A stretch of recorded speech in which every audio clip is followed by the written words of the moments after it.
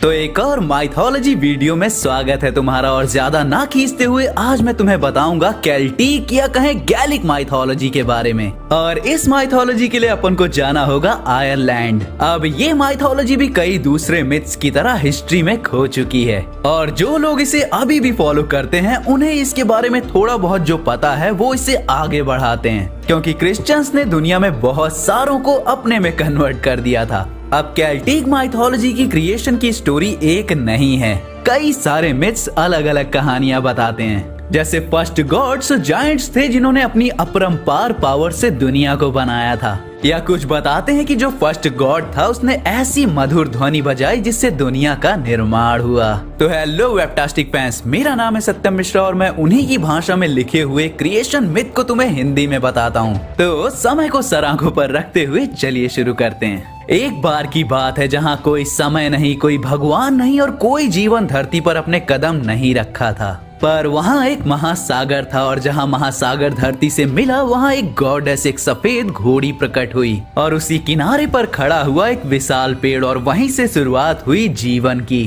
पर जो भी गॉड्स उस फर्स्ट गॉडेस के बाद आए वो अकेले थे, तो उन्होंने उस पेड़ के तने से बनाया एक आदमी और एक औरत को। उसी पेड़ से जानवर भी आए और इस तरह से संसार बना। अब यहाँ पे कई गॉड्स थे जैसे दागदा और ब्रिजिड, और सबसे अलग बात ये है कि जो केल्टिक गॉड्स हैं उनमें तुम्हें नेचर का स्वरूप ज्यादा मिलेगा, ग्रीक या नॉर्थ से बिल्कुल अलग। हम जानते हैं कि आयरलैंड, स्कॉटलैंड ये सब अपनी खूबसूरती के लिए जाने जाते हैं, उनका म्यूजिक, उनकी हरियाली, उनकी खेती, उनका वो नेचर वाला फील। तो उसका रीजन यही है कि उनकी माइथोलॉजी नेचर को सबसे ऊपर रखती है। यहाँ तक कि जब केल्टिक लोग पूरे यूरोप से होके आ गए थे, उन्होंने जंगें भी देख ली थी, फिर भी वो वापस आके किसान और चरवाहे बन के शांति में जिंदगी बिताने लगे। अगर तुम्हें ओल्ड इरिश लाइफस्टाइल में इंटरेस्ट है तो तुम बैनशी ऑफ इनिशेरिन जरूर देखना, ये बेस्ट मूवीज में से एक है लास्ट ईयर की। पर अब इससे ज्यादा डिटेल में कुछ भी नहीं है केल्टिक माइथोलॉजी में, क्योंकि बताने में तो मैं जितने भी मिथ्स हैं वो तुम्हें बता दूं केल्टिक के ऊपर, लेकिन वो इतने डिफरेंट और इतने सारे हैं और सारे अधूरे से लगते हैं तो तुम कंफ्यूज हो जाओगे। क्योंकि मैंने तुम्हें अभी क्रिएशन बता दी, तो अब बात करते हैं केल्टिक क्रीचर्स की।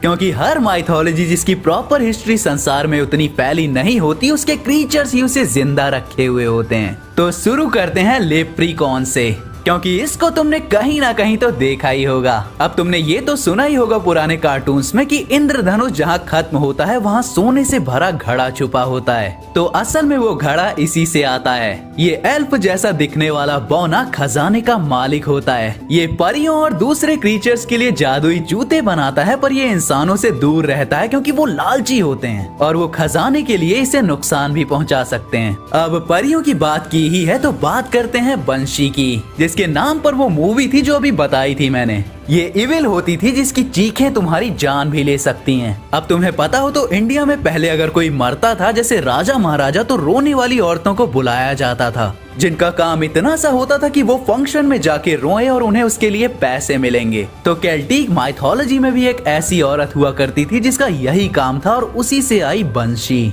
जिसको रोते हुए अगर तुमने सुन लिया तो इसका मतलब है कि तुम या तुम्हारा कोई क्लोज रिश्तेदार मरने वाला है और तुम इसके रोने को काफी दूर से भी सुन सकते हो। तो मतलब ऐसा नहीं है कि अगर तुम इसके घने जंगल से दूर चले जाओ फिर भी तुम मौत से बच जाओगे। फिर आता है सबसे खतरनाक क्रीचर नकिलावी, जिसकी एक सांस शहरों और खेतों को तबाह कर सकती थी। ये तुम्हारी एक्स से भी ज्यादा टॉक्सिक और खतरनाक है। मांस जैसा दिखने वाला घोड़े और इंसानी बॉडी का मिक्सचर। ये क्रीचर जिसको भी पकड़ लेता है उसे टुकड़ों में फाड़ देता है और हिचकिचाता भी नहीं।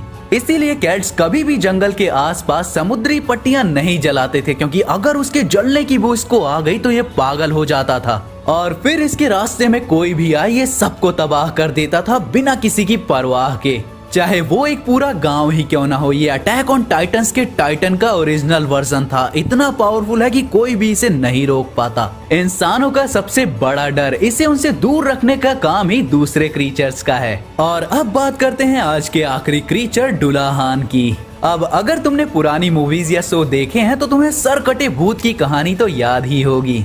ऐसा भूत जिसका सर ही कटा हुआ था और वो घोड़े पर आता था हमला करने। तो वो सारी कहानियां डुलाहान से ही इंस्पायर्ड थी। ऐसा माना जाता है कि जो केल्टिक गॉड था फर्टिलिटी का, वो लोगों से सैक्रिफाइस लेता था, पर जब क्रिश्चियनिटी का असर होने लगा तो उसके नाम पे सैक्रिफाइसेस कम हो गए। तो बदला लेने के लिए वो डुलाहान बन गया, एक काले घोड़े पे सवार बंदा जिसका सर उसके हाथ में पकड़ा हुआ था, जो ऐसी लैंटर्न का काम करता था जो दूर दूर तक देख लेती थी। उसके दूसरे हाथ में एक कोड़ा था जो लोगों की स्पाइन से बना था और वो कभी भी रुकता नहीं था। उसका घोड़ा तभी रुकता था जब कोई मरने वाला हो, फिर वो मरने वाले के घर के बाहर खड़ा होकर उसका नाम पुकारता था और उसकी आत्मा अपने साथ ले जाता था। तो मेरे वेबटास्टिक्स, ये थे क्रीचर्स केल्टिक मिथ्स के। केल्टिक मिथ्स इंटरेस्टिंग तो है, पर इतने सारे वर्जन है कि बाहर वाले बंदे कंफ्यूज हो जाएं। बाकी इतना तो मान सकते हैं कि केल्टिक मिथ्स में घोड़े, प्रकृति, फसल और म्यूजिक बहुत इंपॉर्टेंट हैं। तो गाइज, ये था आज का वीडियो। तो अगर तुम्हें किसी और माइथोलॉजी पे वीडियो चाहिए तो उसका नाम कमेंट कर देना और मैं मिलता हूँ किसी और वीडियो में। तब तक के लिए बी फैंटास्टिक।